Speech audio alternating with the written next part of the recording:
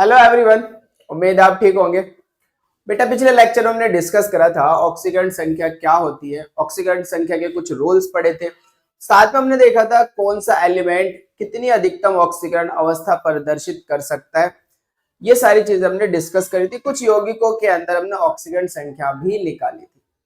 अगर आपने अभी तक वो लेक्चर नहीं देखा तो ऊपर लिंक दे दिया गया है, वो आप लेक्चर जाकर देख सकते हैं और देखना चाहिए अगर आप चाहते हो कि ये लेक्चर परफेक्टली समझ में आए। पहली बात। दूसरी बात ये कि इस लेक्चर के लास्ट में हम कुछ नीट के प्रीवियस एग्जाम जो प्रीवियस ईयर क्वेश्चन है उसको देखेंगे बेटा, हम जो एग्जाम में आए हुए हैं। क्लियर है बात? अच्छा, कहां से कहां तक? 2025 तक, 1999 से 1999 से 225 तक जितने भी नीट के अंदर इस टॉपिक के ऊपर क्वेश्चन पूछे गए इस चैप्टर से, वो हम डिस्कस करने वाले हैं। बात समझ में आ गई होगी आपको? हाँ। अच्छा, वो लेक्चर देखना जरूरी क्यों है? क्योंकि इस लेक्चर को बेहतर समझने के लिए उस लेक्चर का जानना बहुत जरूरी है, और खासकर आपको ये पता होना चाहिए कि कौन सा एलिमेंट अधिकतम कितनी ऑक्सीकरण अवस्था प्रदर्शित कर सकता है। इस बारे में आपको अच्छे से नॉलेज होनी चाहिए। तो चलिए देखते हैं आज के लेक्चर हम क्या डिस्कस करने वाले हैं। आज के लेक्चर में भी हम बात करेंगे ऑक्सीकरण संख्या निकालना, और ये पार्ट सेकंड है क्योंकि पार्ट फर्स्ट हमने इससे पहले पढ़ चुके हैं बेटा। तो स्टार्ट करते हैं आज का लेक्चर बेटा। हमने एक क्वेश्चन दिया था आपको उस लेक्चर में, लास्ट में एक क्वेश्चन दिया था। हमने कहा था कि निम्न यौगिकों में तत्वों की ऑक्सीकरण संख्या ज्ञात करो। ये कुछ एलिमेंट्स दिए थे जिनमें हमें ऑक्सीकरण संख्या निकालनी थी। आई होप कि आपने ऑक्सीकरण संख्या फाइंड आउट कर ली होगी। तो अब हम यहाँ मैचिंग करते हैं। आप चेक करना कि आपने जो ऑक्सीकरण संख्या निकाली है वो सही है या गलत है, और अगर किसी कंपाउंड के अंदर गलत आती है तो आप कमेंट करके बता सकते हैं कि इस कंपाउंड के अंदर हमने जो ऑक्सीकरण संख्या निकाली वो हमारी गलत आई है। सही कैसे होगी पूछ सकते हैं आप बेटा। मैं बताता हूं। सबसे पहले अगर मैं बात करूं बेटा Mn, अगर बात की जाए किसकी बेटा, चलिए हम बात करें MnO2 में। मैं यही ऊपर लिख देता हूं, इसकी आई होगी बेटा +4। MnO2 में Mn की ऑक्सीकरण संख्या कितनी आई होगी? +4। Mn2O3 में आ गई होगी बेटा 3 दूनी 6, 2 से डिवाइड करो, 6 को 2 से डिवाइड करोगे तो कितना आएगा? +3, +3 आई होगी। Na2O2 में बेटा O की निकालनी है तो O की आएगी +1। O की कितनी आएगी? +1, क्योंकि Na की +1 होती है, +2 को 2 से डिवाइड करोगे तो +1 ही आएगी। OF2 में O की आएगी +2 बेटा, सॉरी यहाँ पर OF2 में हमें O की निकालनी है। ये नोट कर लेना अच्छे से बेटा, इस बात को ध्यान से दे लेना। हमें O की निकालनी है बेटा, O की, इसको अच्छे से ध्यान देना बेटा। यहाँ मिस्टेक हो रही है, मैं इसको सही कर देता हूँ। सॉरी, ऐसे कर लेता हूँ। ये OF2 में मुझे किसकी ऑक्सीकरण संख्या निकालनी है बेटा? किसकी निकालनी है? O की निकालनी है, और O की ऑक्सीकरण संख्या कितनी आएगी? +2 आएगी। H2SO3 में जब आप S की निकालोगे तो 3 दूनी 6, 6 को 2 से डिवाइड करोगे तो +3 आने वाली है, +3। क्लियर है बात? अच्छा, NaNO3 में जब N की निकाली होगी तो +5 आई होगी बेटा आपकी, +5। P2O5 में जब P की निकाली होगी तो भी कितनी आई होगी? +5 आई होगी। क्लियर है बात बेटा? जस्ट 1 मिनट, ये +3 नहीं, यहाँ पे +4 आएगी बेटा, +4। 3 दूनी 6 और 2 घटा दो तो 4 बचेगी, +4। अब सही है। SO2 में +4 आएगी, H2O2 में O की +1 सॉरी -1 आएगी, और यहां पर भी हमने ये मिस्टेक कर दी है तो यहाँ -1 आने वाली है। यहाँ पे भी मिस्टेक हो गई बेटा हमारे से, -1 आनी है, -1। मैंने Na की लिख दी थी, हमें निकालनी है O की, -1 आएगी बेटा। यहाँ पे भी H2O2 में -1 आनी है, CrO3 में +6 आनी है बेटा, +6। C2H4O2 में 0 आएगी, C की ऑक्सीकरण संख्या। C2H2 में -1 आनी है बेटा, -1। ओके, और NH4OH में 4 और 1 5, 5 में से 2 प्लस 3 -3 आएगी बेटा, -3 कितनी आएगी -3। तो आप ये चेक कर सकते हो, ये ऑक्सीडेंट संख्या लिखी हुई है। अगर आपको किसी कंपाउंड के अंदर ऑक्सीडेंट संख्या निकालने में दिक्कत आ रही है तो आप सवाल कर सकते हो, कमेंट कर सकते हो बेटा, हम उसका आंसर आपको जरूर देंगे। चलिए आगे चलते हैं। अब बात करते हैं कुछ कॉम्प्लेक्स कंपाउंड, जटिल यौगिकों में हम तत्वों की ऑक्सीडेंट संख्या कैसे निकालते हैं, धातुओं की ऑक्सीडेंट संख्या कैसे निकालते हैं। सबसे पहले उन्होंने कहा है कि NiCO4 में हमें Na की ऑक्सीडेंट संख्या निकालनी है बेटा। NiCO4 में Na की ऑक्सीडेंट संख्या आपको पता होना चाहिए, पिछले लेक्चर में डिस्कस करा था कि CO की ऑक्सीडेंट संख्या 0 होती है। CO के ऊपर कोई चार्ज नहीं होता और मुझे निकालनी किसकी, Na की, तो मैं Na को x मान लूंगा, प्लस CO पे चार्ज कितना होता है 0, क्योंकि CO पे चार्ज 0 होता है बेटा, उदासीन होता है CO। कितने CO ऐसे 4 बराबर, इस पूरे ब्रैकेट पे चार्ज कितना है 0, वो भी 0 है तो 0 के बराबर आएगा, तो x प्लस 0 बराबर 0, तो x बराबर कितना आएगा हमारा 0 आएगा। तो NiCO4 में Na की ऑक्सीडेंट संख्या कितने आने वाली है बेटा, 0 आने वाली है, और ये मोस्ट इंपोर्टेंट एग्जाम में पूछा जाता है बेटा। तो ऐसे ही आपको याद होना चाहिए, जहां पर CO मिलेगा, जैसे हम यहां पर कहने लगे CO6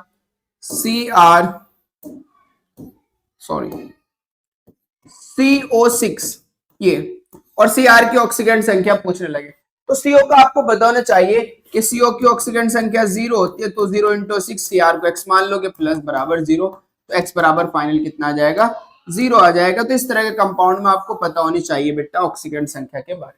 अच्छा आगे चलते हैं। K4FeCN6 में मुझे Fe की निकालनी है और ये भर भर के सवाल आया हुआ भी है, तो आपको पता होना चाहिए K4FeCN6 में Fe की ऑक्सीडेंट संख्या। हम सब जानते हैं कि हमारे पास क्षारीय धातु होती है जिसकी ऑक्सीडेंट संख्या फिक्स होती है +1। ऐसे कितने के हैं बेटा 4, इसलिए 4 से गुना करूंगा, प्लस फिर प्लस Fe को x मान लूंगा, प्लस Cn पे बेटा मैंने बताया था Cn पे होता है -1 चार्ज, Cn पे पूरे Cn पे -1 चार्ज, ऐसे Cn कितने हैं 6, तो 6 से गुना करूंगा और बराबर 0। ध्यान से सुने बेटा, K पे +1 होता है, पिछले लेक्चर में बात बताई थी बहुत अच्छे से, K पे +1 होता है, कितने के हैं 4, इसलिए 4 से गुना कर दी।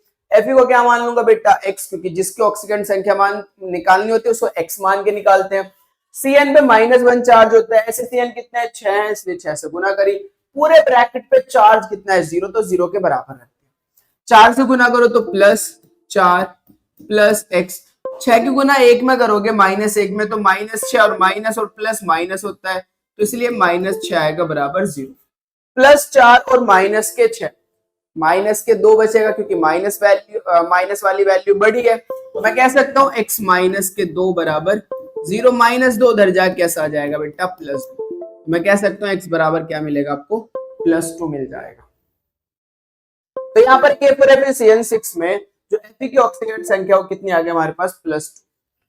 K3FeCN6 में यहाँ पर आपको खुद निकालनी है, क्योंकि आप निकाल सकते हो बेटा, सिमिलर ही है बिल्कुल, और जब यहाँ निकालोगे तो Fe की ऑक्सीडेंट संख्या कितनी आएगी बेटा +3 आ जाएगी, आप निकालना अच्छे से, ठीक है। बात करें CuNH3 का 4 बेटा, यहाँ 4 है, CuNH3 का 4 डाई पॉजिटिव, CuNH3 का 4 डाई पॉजिटिव, लिख लेना इसको अच्छे से। मैं Cu की ऑक्सीडेंट संख्या निकालूंगा, Cu को क्या मान लूंगा x प्लस, NH3 की भी ऑक्सीडेंट संख्या 0 होती है, तो मैंने कुछ लिखवाए थे कंपाउंड कि भाई NH3 की भी ऑक्सीडेंट संख्या 0 होती है, H2O की भी ऑक्सीडेंट संख्या 0 होती है, अगर H2O दिखे कहीं पर तो उसकी भी ऑक्सीडेंट संख्या कितनी होगी 0 होगी, तो इसलिए NH3 की ऑक्सीडेंट संख्या हमारी 0 होने वाली है। कितने NH3 है बेटा, ऐसे 4 है, तो 4 से गुना करूंगा और बराबर पूरे ब्रैकेट पर उपस्थित आवेश कितना है +2, इसलिए +2 के बराबर है। अगर +2 है तो +2, -2 है तो -2, और अगर 0 है तो 0, जो कंपाउंड्स के ऊपर चार्ज होगा उसके बराबर हम रखेंगे।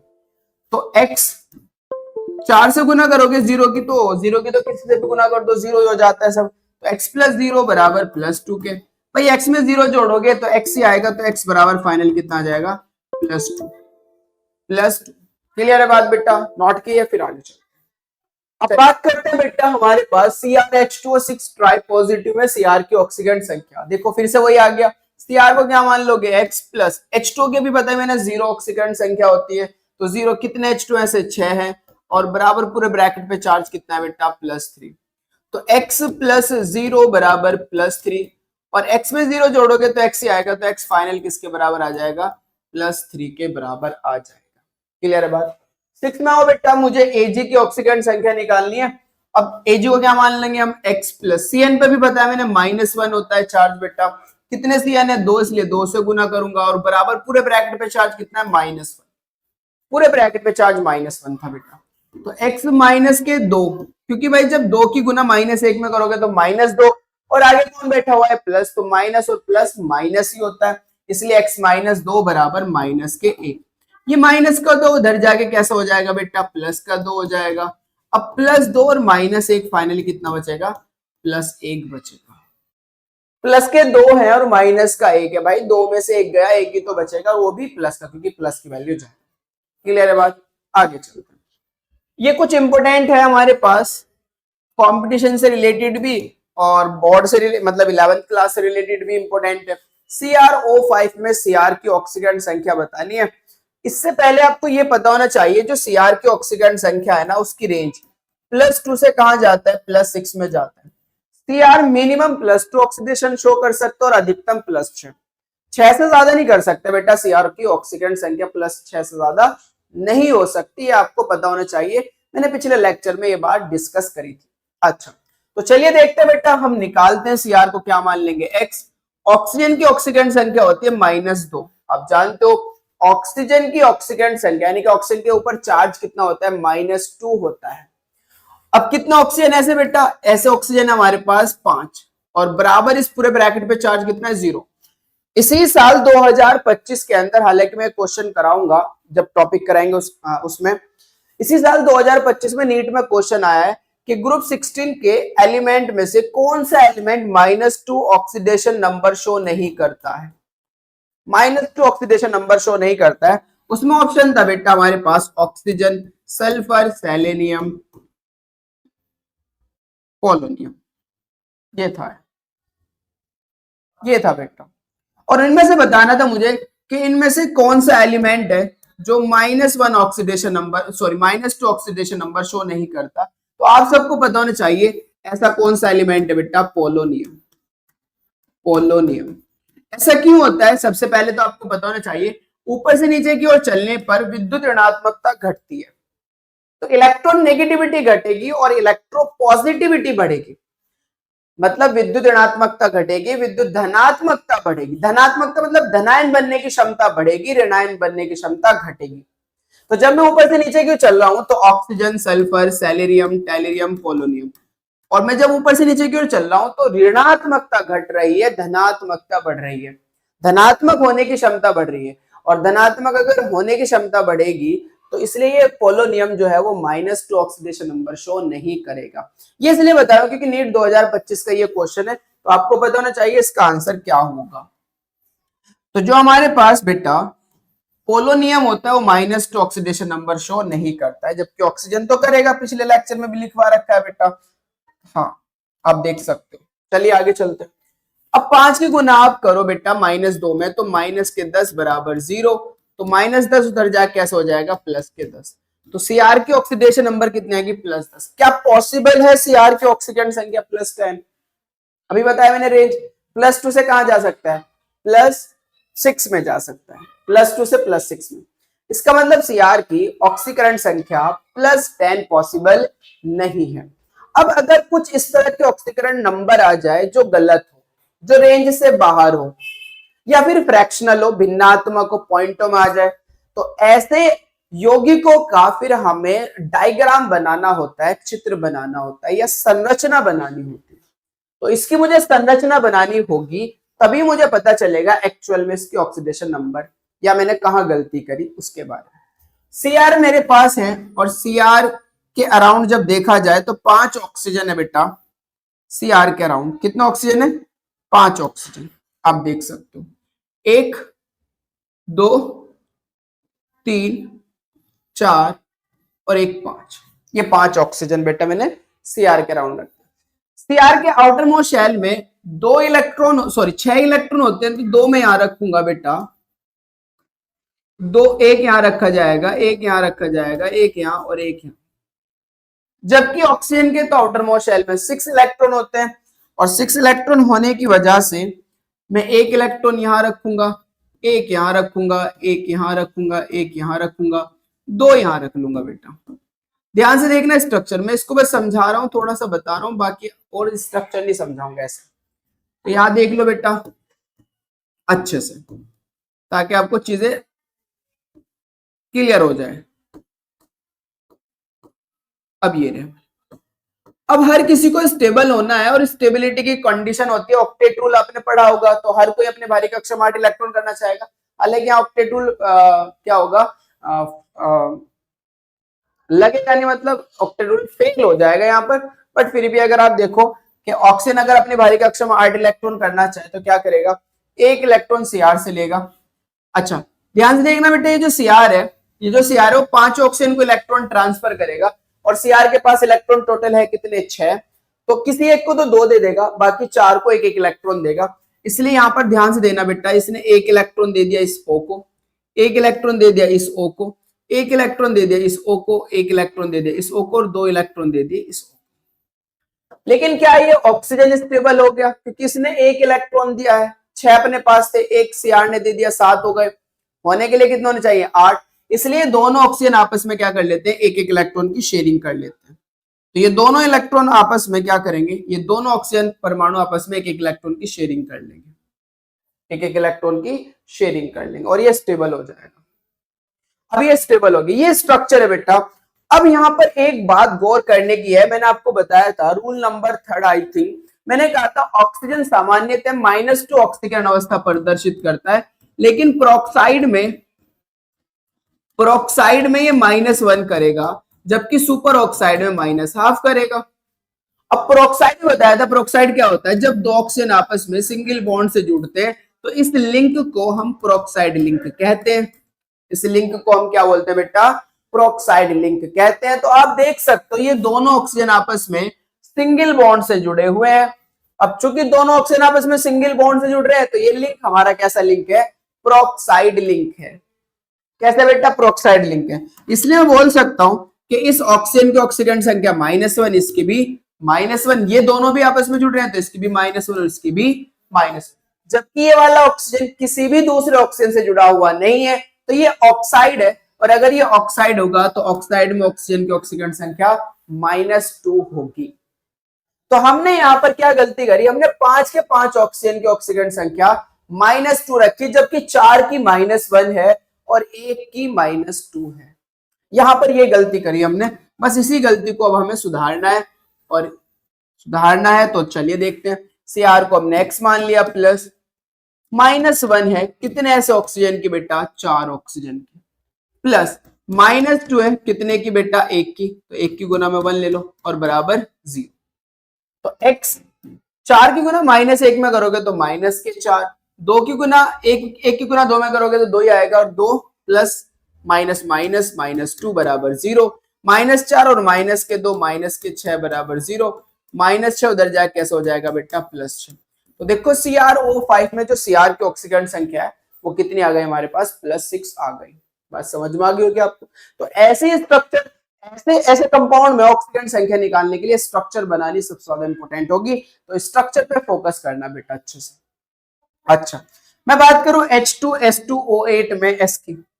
अब यहां पर बात की जाए अगर तो सल्फर की निकाल लेते हैं। हाइड्रोजन की +1, कितना हाइड्रोजन है बेटा, 2। सल्फर को x मान लूंगा, कितने सल्फर हैं, 2 ही तो है बेटा। ऑक्सीजन की -2 होती है, कितना ऑक्सीजन है बेटा, 8 और बराबर 0। चेक करो, 2 की गुना +1 में करो तो +2, 2 की गुना x में करो तो 2x, 8 की गुना -2 में करो तो -16 बराबर 0। अब चेक करो बेटा, +2 + 2x -16, ये तो हमने लिख रखा था तो चेक कर लेते हैं यहाँ पर। +2 और -16, तो मैं कह सकता हूं बेटा 2x बराबर -14 बराबर 0, क्योंकि -16 और +2 है तो 16 में से 2 गए, 14 ही तो बचेंगे, और वो किसके, माइनस के। तो इसलिए मैं बोल सकता हूँ 2x बराबर ये -14 जाके +14 हो जाएगा, तो x बराबर कितना आएगा, +7। क्या सल्फर +7 ऑक्सीकरण संख्या प्रदर्शित कर सकता है, नहीं करेगा, क्योंकि रेंज है भाई सल्फर की -2 से +6 तक ही शो कर सकता है। सल्फर की जो अधिकतम ऑक्सीकरण संख्या है वो बेटा -2 से +6 अधिकतम हो सकती है। इसलिए फर्स्ट लेक्चर देखना बहुत जरूरी है इस लेक्चर को समझने के लिए। पहला लेक्चर देखना बहुत जरूरी है क्योंकि इसमें सारे रूल्स वगैरह पढ़ रखे हैं, ऑक्सीकरण संख्या निकाल रखी है, आपको समझ में आ जाएगी अच्छे से। क्लियर बात? तो यानी कि ये बात गलत है, ये बात सही नहीं है, क्योंकि यहाँ पर ऑक्सीकरण संख्या सल्फर की कितनी आ रही है, +7 आ रही है, जबकि तो +6 से ज्यादा शो कर ही नहीं सकता। तो कहीं ना कहीं हमने गलती करी है, और उस गलती को देखने के लिए हमें क्या देखना पड़ेगा बेटा, स्ट्रक्चर देखनी पड़ेगी। क्या देखनी पड़ेगी? स्ट्रक्चर। तो चलिए स्ट्रक्चर ड्रॉ करते हैं। स्ट्रक्चर ड्रॉ करते हैं, बहुत आसान है स्ट्रक्चर बनाना। सल्फर कितने बेटा? 2, 1, 2। जितने सल्फर है उन सल्फर को लिख लो, 2 सल्फर है। अब ऑक्सीजन कितने हैं? 8। तो एक सल्फर के हिस्से में कितना आएंगे? 4। 2 सल्फर है ना, एक के हिस्से में कितना आने हैं? 4। 4 रखो भाई, 4 रखो, ध्यान से देखो, 1, 2, 3, 4। दूसरे वाले सल्फर के हिस्से में भी कितना आने हैं? 4, क्योंकि 8 है टोटल ऑक्सीजन, तो 2 सल्फर है, इसलिए एक के हिस्से में 4, तो दूसरे के हिस्से में भी 4 आने वाले। 1, 2, 3, 4। क्लियर है बात? हाइड्रोजन कितने बेटा? 2 हाइड्रोजन। अच्छा, हाइड्रोजन को कई बार ऐसा होता है कि माइनस चार्ज के बेसिस पे दे देते हैं, इस तरीके से भी दे सकते हैं बेटा, H2O8 माइनस माइनस। तो फिर मैं क्या करूंगा, एक माइनस इधर ले लूंगा और एक माइनस उधर ले लूंगा, यानी कि एक माइनस इस पे लगा दूंगा और एक माइनस इस पे लगा दूंगा। ऐसे भी आप कर सकते हो। तो या तो ऐसे देगा या ऐसे देगा। अगर ये वाली स्ट्रक्चर दी तो माइनस इस पे और इस पे लगा देना। क्लियर है? और अगर ये दी तो हाइड्रोजन, एक हाइड्रोजन उधर और एक हाइड्रोजन इधर, मैं इधर ले सकता हूँ, इधर ले सकता हूँ। अब ध्यान से देखना बेटा, बहुत अच्छे से। हमें हाइड्रोजन को एक इलेक्ट्रॉन चाहिए होता है, इसलिए स्टेबल के लिए सिंगल बॉन्ड बनाएगा। अब एक तो इससे ले लिया तो एक बॉन्ड इसके साथ बनाएगा। ऊपर वाला 2 इलेक्ट्रॉन चाहिए तो 2 बॉन्ड बनाएगा, नीचे वाले को भी 2 चाहिए इसलिए 2 बॉन्ड बनाएगा। अब ये एक इससे बनाएगा और एक इससे बनाएगा, ये एक इससे बनाएगा, 2 ऊपर वाले से, 2 नीचे वाले से, एक इससे और एक इससे, यानी कि जो फिनोमिना इधर है वही फिनोमिना इधर है।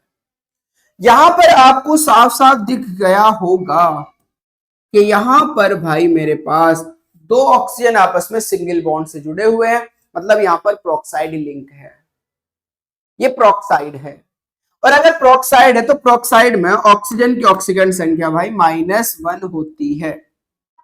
प्रोक्साइड में ऑक्सीजन की ऑक्सीकरण संख्या क्या होती है बेटा? -1 होती है। तो यहां कितना होगा? -1। यहां भी कितना होगा? -1। यहां क्या ये दूसरे ऑक्सीजन से जुड़ा हुआ है सिंगल बॉन्ड से? नहीं ना, तो ये ऑक्साइड है इसलिए -2। बोलो भाई, यहां भी -2, यहां भी -2, यहां भी -2, यहां भी -2, यहां भी -2। H पे आपको पता है ये +1 होती है, H पे +1। ये तो हमने जो सारे के सारे ऑक्सीजन की ऑक्सीकरण संख्या -2 रखी थी, यहां मिस्टेक करी थी, जबकि 2 ऑक्सीजन ऐसे जिनकी ऑक्सीकरण संख्या -1 है। क्लियर है बात बेटा? चलिए तो अब हम फाइंड आउट कर लेते हैं।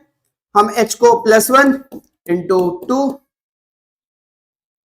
इसको मैं थोड़ा सा इधर दिखा देता हूं बेटा, +1 × 2। क्लियर है? सल्फर को X मान लो, × 2। ऑक्सीजन पे कितना चार्ज है? -1 कितने पे? 2 पे, प्लस -2 कितने पे बेटा? कितने पे? 6 पे, बराबर 0।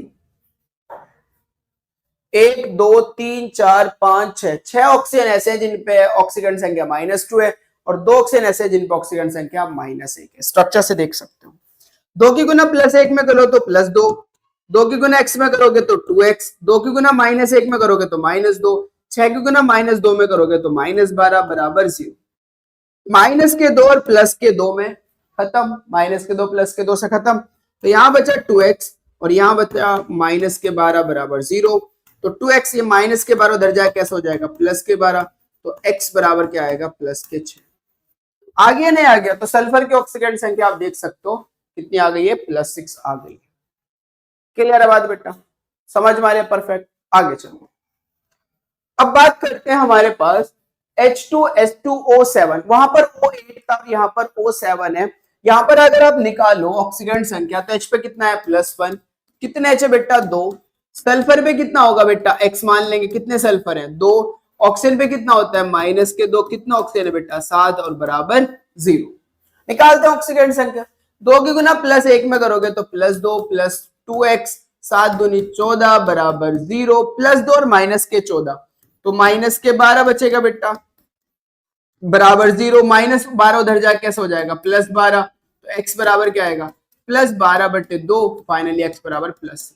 क्या सल्फर +6 ऑक्सीकरण अवस्था प्रदर्शित कर सकता है? बिल्कुल करेगा। इसका मतलब ये बात सही है, लेकिन अगर आप स्ट्रक्चर ड्रॉ करना चाहते हैं तो वो भी कर सकते हैं। ये सल्फर, ये सल्फर। अब मुझे बताइए ऑक्सीजन कितने हैं बेटा 7, तो एक सल्फर के हिस्से में कितना आने वाले हैं 3, इसके भी 3। अब है तो 7, इसलिए एक कहां आएगा दोनों के बीच में आ जाएगा, एक दोनों के बीच में आ जाएगा। हाइड्रोजन 2 है, अगर हाइड्रोजन नहीं है तो इस पे भी माइनस, इस पे भी माइनस लगा दोगे, और अगर हाइड्रोजन है तो यहाँ हाइड्रोजन रख दो। वही हाइड्रोजन सिंगल बॉन्ड से शुरुआत होगी तो यहाँ डबल, यहाँ पे भी डबल, यहाँ सिंगल, यहाँ सिंगल, यहाँ डबल, यहाँ डबल, यहाँ सिंगल और यहाँ सिंगल। यहाँ पर आपको कोई भी प्रोक्साइड लिंक नहीं दिखेगा, सबके सब ऑक्साइड है, सबके सब ऑक्साइड। प्रोक्साइड लिंक उसे कहते हैं जब एक ऑक्सीजन दूसरे ऑक्सीजन के साथ सिंगल बॉन्ड से जुड़ा होता है, उसे प्रोक्साइड। ऐसा कोई भी ऑक्सीजन नहीं है जो दूसरे ऑक्सीजन से सिंगल बॉन्ड से जुड़ा हो, सबके सब ऑक्साइड है। यहाँ भी -2 -2 -2 -2 -2 -2 -2 सब में -2 कर सकते हो। H2SO5 में S की निकालनी है, निकालते हैं बेटा। H पे +1 मैं यहां कर लेता हूं, कितने H है भाई 2, तो गुना 2 से करें। प्लस सल्फर को क्या मान लो X, ऑक्सीजन पे कितना है -2 × 5 बराबर 0। चलिए +2 प्लस x माइनस के 10 बराबर 0, +2 और माइनस के 10 तो माइनस के 8 होता है, माइनस के 8 बराबर 0, -8 उधर जाके कैसे हो जाएगा बेटा +8। क्या सल्फर +8 ऑक्सीकरण अवस्था रख सकता है? नहीं रखेगा। इसका मतलब ये गलत है, तो इसकी स्ट्रक्चर मुझे ड्रॉ करनी पड़ेगी। तो आइए इसके स्ट्रक्चर ड्रॉ करते हैं भाई।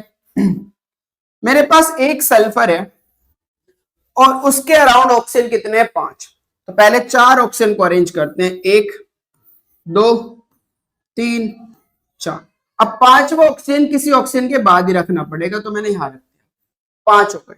हाइड्रोजन कितने बेटा 2, तो हाइड्रोजन के लिए मैं क्या करूंगा, एक हाइड्रोजन इधर और एक हाइड्रोजन इधर। अब आप जानते हो हाइड्रोजन सिंगल बॉन्ड से जुड़ता है, जोड़ दो भाई, ये सिंगल, यहां भी सिंगल। ऑक्सीजन डबल बॉन्ड जुड़ेगा तो यहाँ पे भी डबल से, यहाँ सिंगल, यहाँ सिंगल, यहाँ सिंगल। अब आपको साफ साफ दिख रहा होगा ये रहा प्रोक्साइड लिंक, दिख गया। तो 3 ऑक्सीजन ऐसे हैं जिनकी ऑक्सीजन संख्या -2 है, जबकि 2 ऑक्सीजन ऐसे हैं जिनकी ऑक्सीजन संख्या -1। तो मैं यहां जब ऑक्सीजन संख्या निकालूंगा तो +1 × 2 प्लस सल्फर को x प्लस ऑक्सीजन की -1 कितने ऑक्सीजन के बेटा 2 की प्लस, और -2 है कितने की 3 की बराबर 0। +1 की गुना +2 प्लस x -2 और 3 दूनी 6 और किसके होंगे माइनस के 6 बराबर 0। -2 से +2 खत्म तो x माइनस के 6 बराबर 0, -6 उधर जाके कैसे हो जाएगा +6। आ गई हमारी ऑक्सीकरण संख्या +6 आ गई बेटा, देख सकते हो आप। तो जब भी हमारी ऑक्सीकरण संख्या गलत आ जाए, और गलत कब पता चलेगा आपको, जब आपको ये पता हो कि रेंज क्या है, कितने अधिकतम शो कर सकते, और ये बात कब पता चलेगी, इससे पिछले लेक्चर में आपको पढ़ा है, वो जाकर देखना आपको जरूरी है, कंपलसरी है। चले आगे बेटा, बहुत बढ़िया आगे। तो अब बात करते हैं भिन्नात्मक ऑक्सीकरण संख्या, या फिर हम बोलते हैं औसत ऑक्सीकरण संख्या, औसत ऑक्सीकरण संख्या। तो इसको देख लेते हैं बेटा भिन्नात्मक को। हमसे कह रहा है NH4NO3 में n की ऑक्सीकरण संख्या निकालो। तो NH4NO3 जो होता है उसको 2 पार्ट में हमें तोड़ना है। कितने पार्ट में तोड़ना है, लेकिन इससे पहले हम इसकी औसत ऑक्सीकरण संख्या निकालते हैं। औसत ऑक्सीकरण संख्या, औसत ऑक्सीकरण संख्या, यानी कि अब तक जो हम निकाल रहे थे वो सब औसत ऑक्सीकरण संख्या ही थी।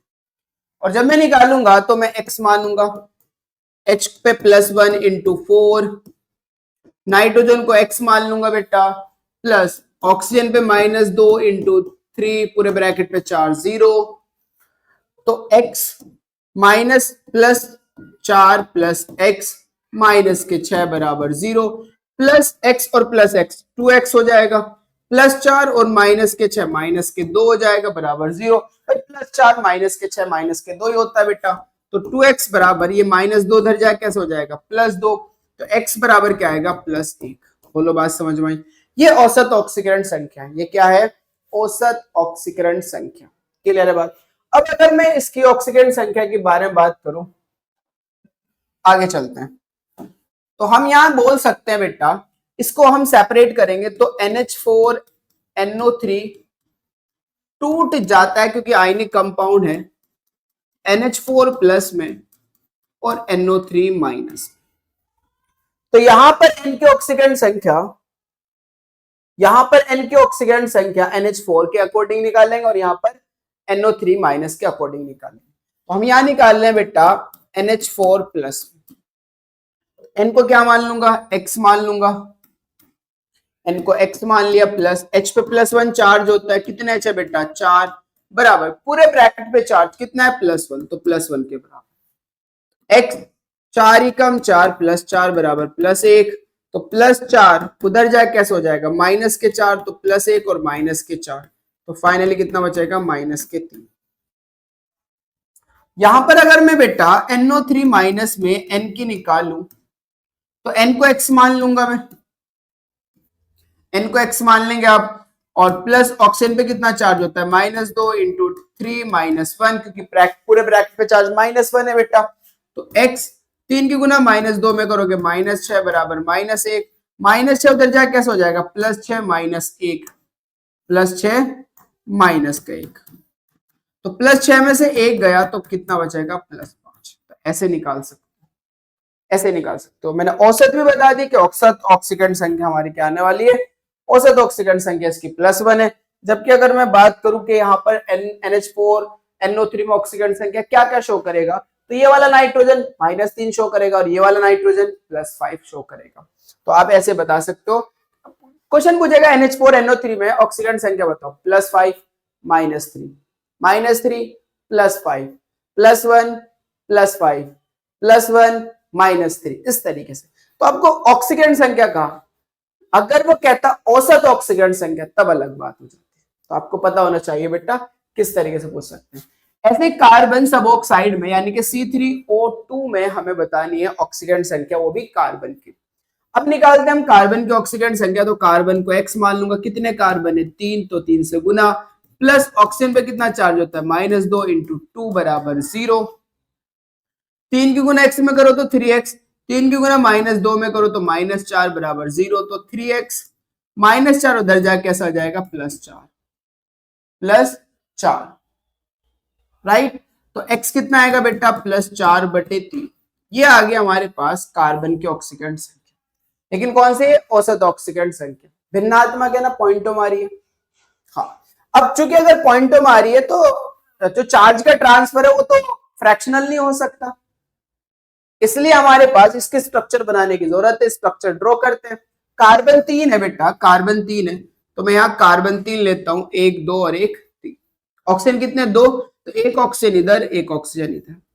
कार्बन की वैलेंसी 4 होती है, कार्बन 4 डंडों से जुड़ता है जबकि ऑक्सीजन 2 डंडों जुड़ता है, तो 2 से यहां जुड़ेगा, फिर 2 से यहां जुड़ेगा, 4 हो गए, ये 2 से यहां जुड़ जाएगा, ये भी 4 हो गए, 2 से यहां जुड़ जाएगा, ये भी 4 हो गए। ये इसके स्ट्रक्चर।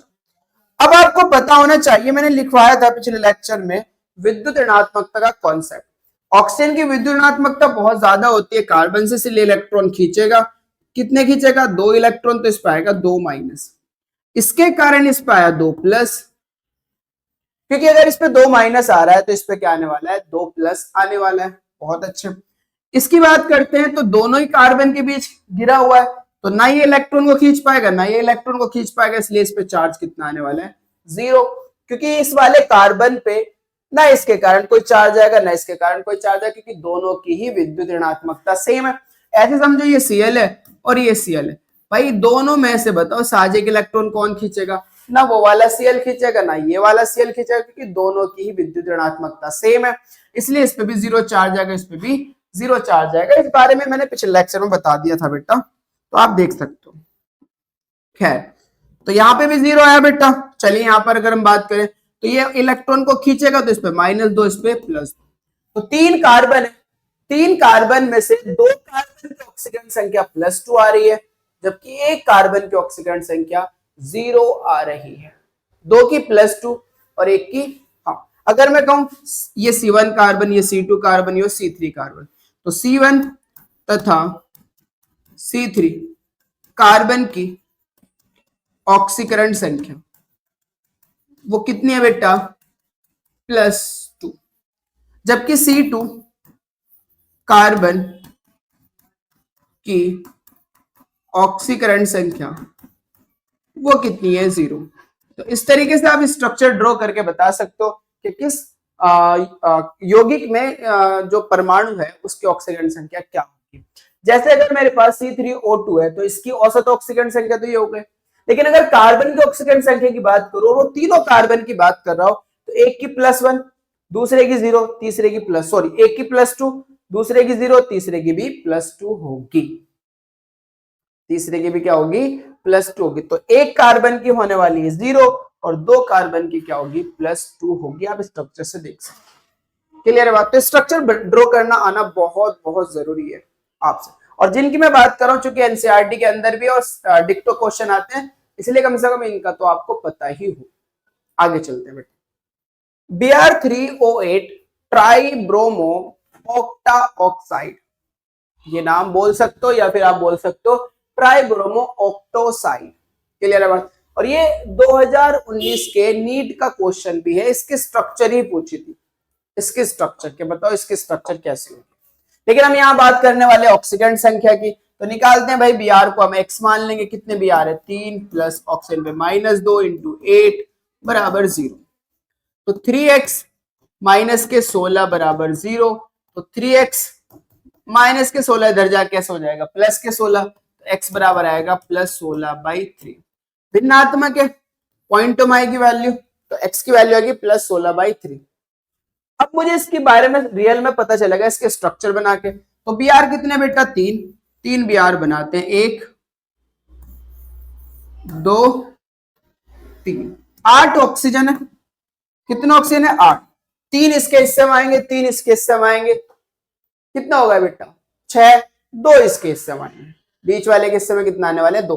पहले किनारे वालों को बैलेंस करनी है, तो किनारे वालों को बैलेंस करने के लिए 1 2 3, ऐसे ही यहां 1 2 3, और 2 ऑक्सीजन इसके हिस्से में आएंगे बेटा। तो यहां पर आपको बताइए ऑक्सीजन डबल बॉन्ड से जुड़ता है, तो इसलिए डबल बॉन्ड से जोड़ दीजिए, ये रहा डबल बॉन्ड से। Br सिंगल बॉन्ड से जुड़ेगा, ये जोड़ दीजिए डबल बॉन्ड के साथ, तो आप देख सकते हो ये हमारे पास बेटा Br3O8 की संरचना। अब हम जानते हैं Br और ऑक्सीजन में विद्युत ऋणात्मकता ज्यादा होती है ऑक्सीजन की। 2 इलेक्ट्रॉन यहां से खींचेगा तो डाई माइनस डाई प्लस, 2 ये खींचेगा तो डाई माइनस डाई प्लस, सुनते रहना, 2 ये खींचेगा तो डाई माइनस डाई प्लस, तो टोटल Br पे कितना प्लस आ रहा है, +6 आ रहा है। इधर से ये वाले Br से भी कोई खींचेगा कि नहीं यार, दोनों Br के विद्युत ऋणात्मकता समान है, तो यहां से कोई चार्ज ट्रांसफर नहीं होगा। तो मैं कह सकता हूं कि इस Br के ऊपर जो चार्ज आने वाला है वो टोटल कितना आने वाला है, +6। -2 तो +2 इसके कारण, +2 इसके कारण, +2 इसके कारण, तो +6। इस पे कितना आएगा, इसके और इसके कारण तो कोई चार्ज नहीं आने वाला, इसके कारण +2, इसके कारण +2, तो टोटल कितना आएगा, +4, क्योंकि यहाँ -2 आने वाला और यहाँ पे भी -2। ये काल्पनिक चार्ज है जिसे हम बोलते हैं बेटा आभासी, इसलिए आपको यहाँ -2 लिखा हुआ नहीं दिखेगा, तो मैं शो कर रहा हूँ, इसको शो कर रहा हूँ, बाद में मिटा दूंगा, आपको पता होना चाहिए, तो रियल में आपको पता हो। यहाँ पर अगर बात करें तो इसके कारण -2 -2 -2, और इन तीनों का -2 इस पे आएगा +6। तो आपको पता होना चाहिए बेटा, तीनों Br में से एक Br की ऑक्सीकरण संख्या +4 है, जबकि 2 Br की ऑक्सीकरण संख्या +6 है। तो यहां से मैं ऑक्सीजन से -2 अगर हटा दूं, कभी आप कंफ्यूज हो जाओ, ऐसा होना नहीं चाहिए कंफ्यूज, आपको पता होना चाहिए। ये इसके स्ट्रक्चर होगी बेटा जो आपके बोर्ड पर दिख रही है। क्लियर है? तो यहाँ आपको पता चल गया होगा कि 2 Br की ऑक्सीकरण संख्या +6 है, जबकि एक Br की ऑक्सीकरण संख्या +4 है। चलिए बेटा आगे, बहुत अच्छा। H2S4O6 या फिर S4O6-2, जिसे हम बोलते हैं टेट्राथायोनेट। इसके स्ट्रक्चर जब हम ड्रॉ करें तो इसमें भी वो सल्फर की ऑक्सीकरण संख्या पूछ रहा है। जब मैं निकालूंगा तो कहीं से भी निकाल सकते हो, यहां से निकालो, यहां से निकालो, बात एक ही रहेगी। +2 इंटू +1 इंटू 2 प्लस सल्फर को x मान लूंगा, कितना है सल्फर 4, ऑक्सीजन पे कितना चार्ज है बेटा -2, कितना ऑक्सीजन है 6 बराबर 0। अच्छा +2 4x -12 बराबर 0, +2 और -12 -10, तो 4x -10 बराबर 0, तो 4x बराबर आएगा +10, तो x बराबर आएगा +10/4। ये चीज तो चाहे यहां से निकालो चाहे यहां से निकालो, बात एक ही रहेगी। स्ट्रक्चर में इसकी ड्रॉ करूंगा, स्ट्रक्चर में इसकी ड्रॉ करूंगा। मेरे पास कितने सल्फर है बेटा, आप देख सकते हो मेरे पास है 4 सल्फर, कितने 4, तो यहां पे बना रहा हूं मैं 1 2 3 4, ऑक्सीजन कितने 6, तो हम क्या करेंगे बेटा किनारे वाले को पहले 3 ऑक्सीजन देंगे, 3 इसे 3 उसे, तो 1 1 2 3 इसे दूंगा मैं, 1 2 3 हो गए 6, खत्म। चलिए अब आप जानते हो यहां 2 माइनस भी है, 2 माइनस भी है भैया, तो 1 माइनस इसको 1 माइनस इसको, और अगर माइनस नहीं होता, अगर यहाँ हाइड्रोजन होता तो एक H यहाँ रखता और एक H वहां रखता, स्ट्रक्चर बता दी मैंने। तो जिसपे माइनस आ गया वो तो सिंगल बॉन्ड से जुड़ेगा, और जिसपे माइनस है वो डबल से जुड़ेगा, ये डबल से जुड़ने वाला है। यहाँ सिंगल यहाँ सिंगल यहाँ सिंगल यहाँ डबल और जिसपे माइनस है वो सिंगल। अब मुझे बताओ इस ऑक्सीजन पे एक माइनस आया हुआ है, तो अब अगर देखो आप तो ये इलेक्ट्रॉन खींचेगा अपनी तरफ को, -1 एक और आएगा तो इस पे +1 आएगा, -2 ऊपर -2 नीचे, तो टोटल इस पे कितना चार्ज आने वाला है +5, टोटल कितना आने वाला है इस पे +5। ये बताओ सल्फर खींचेगा ना, इधर से खींचेगा ना इधर से खींचेगा, तो इस सल्फर पे 0। ये वाला सल्फर बताओ ना इधर से खींचेगा ना इधर से, तो इस पे भी 0। इस सल्फर पे देखो तो -2 -1, तो फाइनली कितना आएगा +5। तो ऐसे 4 सल्फर में से 2 सल्फर ऐसे हैं जिनकी ऑक्सीकरण संख्या +5 है, जबकि 2 सल्फर ऐसे हैं जिनकी ऑक्सीकरण संख्या 0 है। कितने बेटा 0 है, तो ये भी आपको पता चल गया। अगला वाला क्वेश्चन नंबर 5, ये भी क्वेश्चन आई थिंक 1999 में का क्वेश्चन है जो नीट के अंदर आया हुआ है। इसमें भी इसकी ऑक्सीकरण संख्या पूछी थी और औसत ऑक्सीकरण संख्या पूछी थी, तो अगर मैं निकालू तो Fe को x मान लूंगा बेटा, कितने Fe है, कितने Fe है बेटा, Fe हमारे पास 3 इंटू 3, ऑक्सीजन पे -2 इंटू 4 बराबर 0, तो 3x -8 बराबर 0, तो 3x -8 इधर जाके कैसे हो जाएगा +8, तो x बराबर क्या आएगा +8/3। ये हो गया हमारे पास। लेकिन ये तो भिन्नात्मक है, और भिन्नात्मक में हमें क्या करना होता है बेटा, उसके स्ट्रक्चर ड्रॉ करना होता है। तो अगर मैं बात करूं Fe3O4 की, तो ये हमारे पास 2 रूप में मिलेगा, एक FeO और एक Fe2O3 की फॉर्म में। आप देख सकते हो एक FeO और एक Fe2O3 की फॉर्म में। अब अगर आप देखो तो Fe3 हो गए, O4 हो गए। अब यहाँ FeO की अलग निकालनी है और Fe2O3 की अलग निकालनी है। तो जब आप निकालोगे यहां पर Fe2O की, तो यहां आएगा बेटा +2 निकाल लेना, आपको बताइए वो पे -2, अलग अलग निकालनी, ऐसे करके मैं दिखा देता हूं। FeO में Fe की अलग निकालो, Fe को x -2 बराबर 0, तो x -2 बराबर 0, तो x बराबर +2, ऐसे, तो यहाँ आएगी +2 बेटा, +2। ऐसे Fe2O3 में जब निकालोगे तो यहाँ आएगी +3, तो 3 Fe में एक Fe की +2 है, जबकि 2 Fe की +3 है। 2 Fe है ना यहाँ, तो एक Fe की +3 तो दूसरे की भी +3, ये आपको पता होना चाहिए। ऐसे Pb3O4 में जब आप ऑक्सीजन संख्या निकालोगे तो इसको मैं सेपरेट कर सकता हूँ PbO, और यहाँ पर 2 PbO मिलेगा और एक मिलेगा PbO2। तो जब PbO में PbO बस PbO Pb की निकालोगे, Pb को x -2 बराबर 0, तो x -2 बराबर 0, तो x बराबर आएगा +2, और ऐसे 2 हैं इसलिए हमारे पास आप बोल सकते हो बेटा कि 2 Pb की ऑक्सीकरण संख्या तो +2 होगी, जबकि एक Pb की ऑक्सीकरण संख्या +4 होगी। यहां पर Pb3O4 में 2 Pb की +2, एक Pb की +4 होने वाली है। ऐसे ही Mn3O4 को मैं लिख सकता हूं बेटा ओ Mn2O3 ऐसे करके, जैसे ये लिखा है सेम बिल्कुल। तो जब आप निकालोगे तो इसकी आएगी, अगर मैं Mn2 में बात करूं, MnO में आएगी +2, और अगर बात की जाए Mn2O3 इसमें आएगी +3।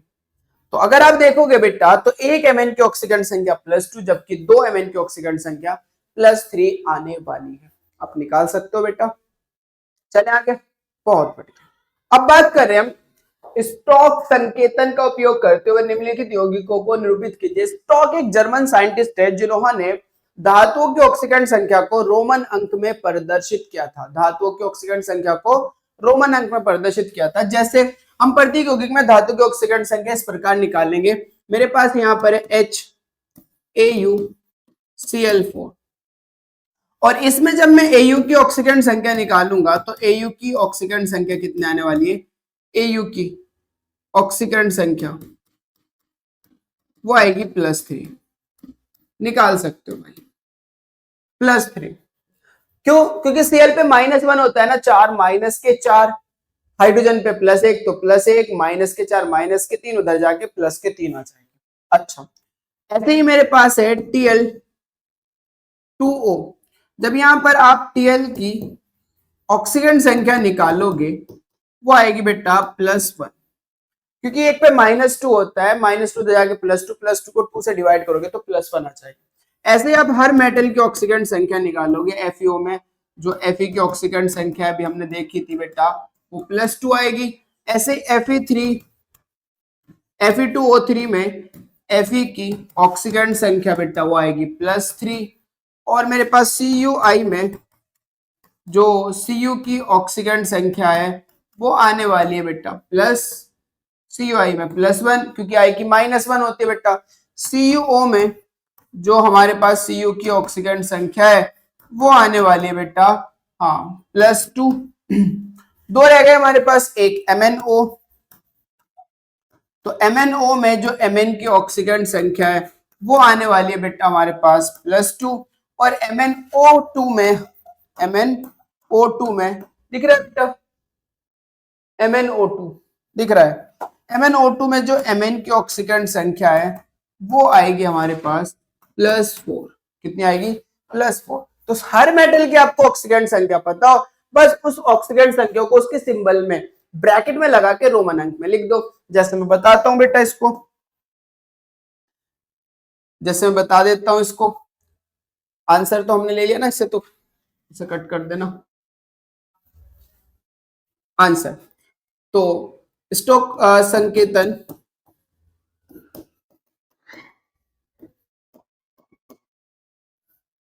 सूत्र,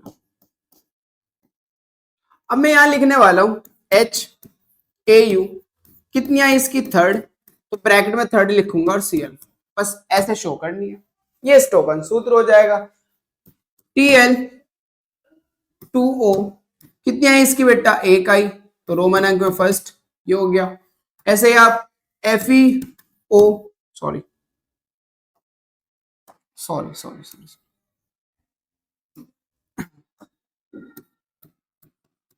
ऐसे ओ Fe यहां पर कितनी है बेटा? 2O।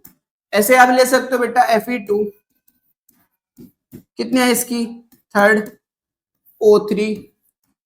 आप ले सकते हो Cu फर्स्ट, I। ठीक है, इस तरीके से आप ये सब स्टोकन सूत्र है हमारे पास।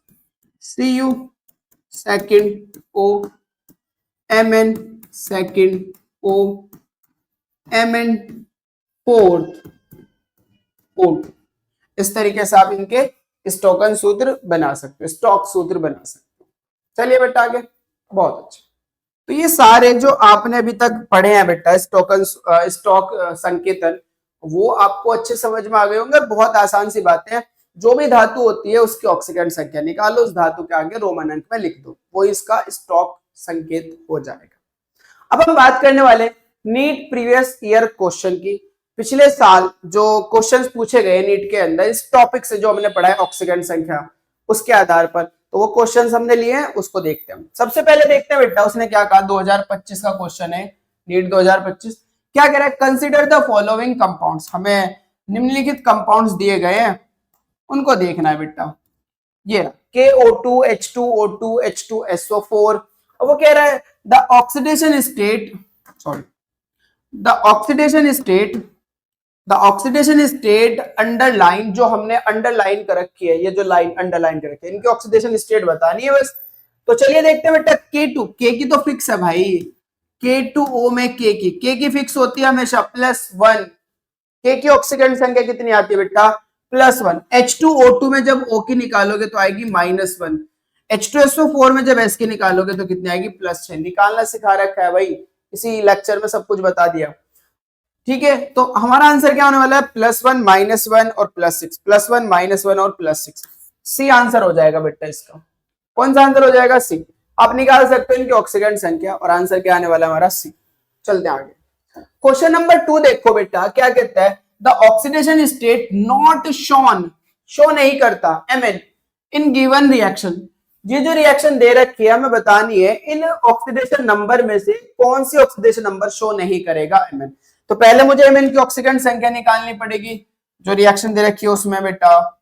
चलिए निकालते हैं, कोई दिक्कत वाली बात नहीं है। यहां पर निकालता हूं MnO4 डाई नेगेटिव में Mn की, और जब आप निकालते हो तो MnX माइनस कैट बराबर -2, तो X माइनस कैट +6, यहां पर आएगी बेटा +6। क्लियर है, यहां पर ये देखोगे तो MnO4 माइनस में आप Mn की निकालोगे तो आएगी बेटा +7, यहां आएगी +4। तो हमारे पास इसमें ऑक्सीडेशन नंबर +6 भी है, +7 भी है, +4 भी है। ये 3 है, बी नहीं है, ई नहीं है। तो आंसर देख लो कौन सा है बेटा, choose the most appropriate answer from the option given below. हमें सही आंसर बताना है कौन सा है भाई, एक तो हमारा बी और एक ई, बी और ई, डी आंसर हो जाएगा। बी और ई इसका आंसर नहीं है, यानी कि बी और ई, सॉरी, बी और ई, बी और ई जो ऑक्सीडेशन नंबर है वो Mn शो नहीं कर रहा है। 2024 का क्वेश्चन है बेटा, आगे चलते हैं। हाँ तो बेटा क्वेश्चन नंबर 3 क्या कहता है, ध्यान से देखो, the correct structure of tribromo octa oxide. Tribromo octa oxide, अगर मैं बात करूं ट्राइब्रोमो ऑक्टा ऑक्साइड की, यानी कि Br3 है और ऑक्सीजन 8 है, B3O8, और ये स्ट्रक्चर हमने इसी लेक्चर के अंदर डिस्कस करी है। आपने देखा था ये एक न्यूट्रल है, इस पर कोई चार्ज नहीं है, जबकि यहाँ पर आपको चार्ज दिख रहा है बेटा, यहाँ पर चार्ज दिख रहा है, यहाँ पर चार्ज दिख रहा है, लेकिन इसमें कोई चार्ज नहीं दिख रहा है। तो आप कह सकते हो इसका आंसर ये सही है, डी आंसर, डी आंसर इसका करेक्ट आंसर होगा। आगे चलते हैं, क्वेश्चन नंबर 4, 2019 और 2014 का क्वेश्चन है बेटा। The oxidation state of Cr in CrO6, Cr की ऑक्सीकरण स्टेट बतानी है CrO6 में। अभी हमने पढ़ा था CrO5, इसमें निकाली थी बेटा, अब CrO6 में निकाल लेते हैं। अगर वैसे देखें तो इसमें आएगी +12, CrO6 में देखें तो क्या आएगी बेटा, +12, और ये बहुत अच्छे से आप जानते हो, चेक कर लेते हैं, 1 मिनट रुको, सॉरी, -2 × 6 बराबर 0, तो x माइनस के 12 बराबर 0, -12 उधर जाके कैसे हो जाएगा +12। तो अगर आप देखो Cr की ऑक्सीडेंट संख्या कितनी शो कर रहा है, ये +12, लेकिन आप ये भी तो पता है ना कि Cr अधिकतम +6 शो करता है, Cr तो +12 कर ही नहीं सकता, इसका मतलब ये गलत है। तो आपको क्या बनानी पड़ेगी, इसकी स्ट्रक्चर बनानी पड़ेगी, और जब मैं इसकी स्ट्रक्चर बनाता हूं तो Cr कुछ इस तरीके से स्ट्रक्चर बना सकते हो बेटा, इस तरीके से, ये Cr है, यहां पर 3 ऑक्सीजन, सॉरी, इस तरीके से,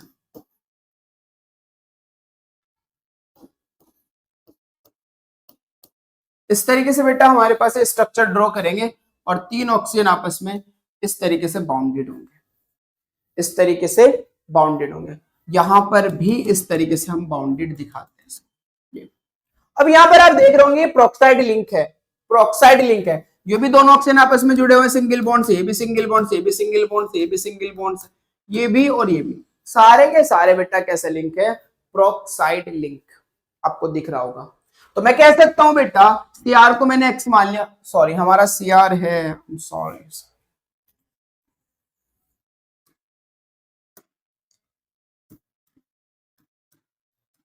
इस तरीके से, इस तरीके से, तो ये सब -1 में है। तो हमारे पास Cr को x मान लोगे और ऑक्सीजन पे कितना चार्ज दिख रहा है आपको, -1 इंटू 6 के 6 ऑक्सीजन पे जो ऑक्सीकरण नंबर है वो -1 है, क्योंकि सारे के सारे कैसे ऑक्सीजन है, प्रोक्साइड है बेटा। तो x प्लस -1 इंटू 6, तो -6 बराबर 0, क्योंकि 6 की गुना जब -1 में करोगे तो -6 आएगा, उधर जाके कैसे हो जाएगा बेटा +6, यानी कि इसका आंसर क्या आने वाला है, थर्ड आने वाला है +6। क्लियर है बात, आगे चलते हैं। क्वेश्चन नंबर 5 देखिए, जो नीट 2018 का क्वेश्चन है वो क्या कहता है, वो कह रहा है कि the correct order of nitrogen compounds in its decreasing order of oxidation state. हमें जो नाइट्रोजन के कंपाउंड्स दे रखे हैं इनको ऑक्सीकरण स्टेट के डिक्रीजिंग ऑर्डर में रखना है, ये देखना है डिक्रीजिंग ऑर्डर में। हमारे पास कितने हैं बेटा नाइट्रोजन के कंपाउंड, HNO3 है, चेक कर लेते हैं, और हमारा NO है, और हमारा N2 है, और NH4Cl है।